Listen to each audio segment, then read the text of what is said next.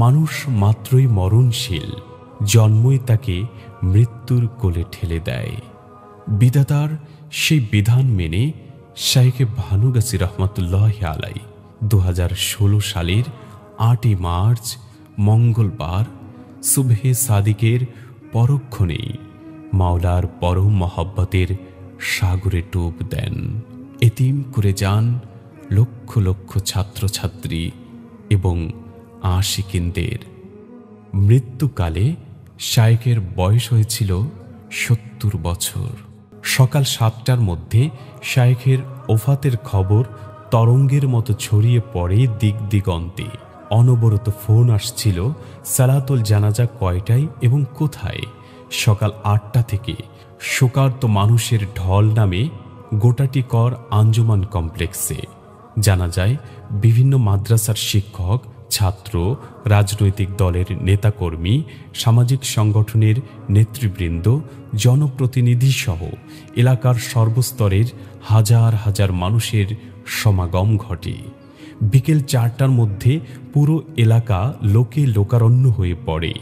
হাজার হাজার মানুষের অংশগ্রহণে সালাতুল জানাজার ইমামতি করেন শাইখে ভানুগাছির বড় সাহেবজাদা মাওলানা কারি ইমদাদুল হক।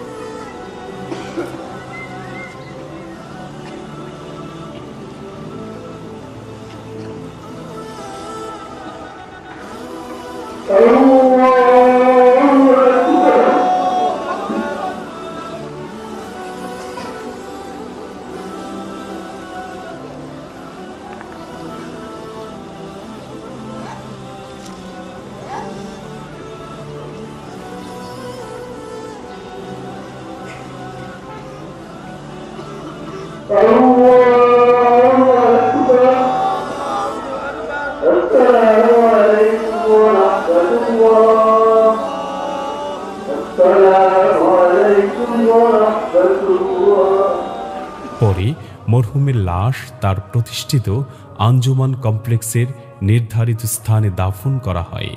মহান আল্লাহ কোরআনের এই খাদেমকে তার রহমতের চাদরে ঢেকে রাখুন। তাকে জান্নাতুল ফিরদাউসের সর্বোচ্চ মাকাম দান করুন। আমিন ইয়া রাব্বাল আলামিন।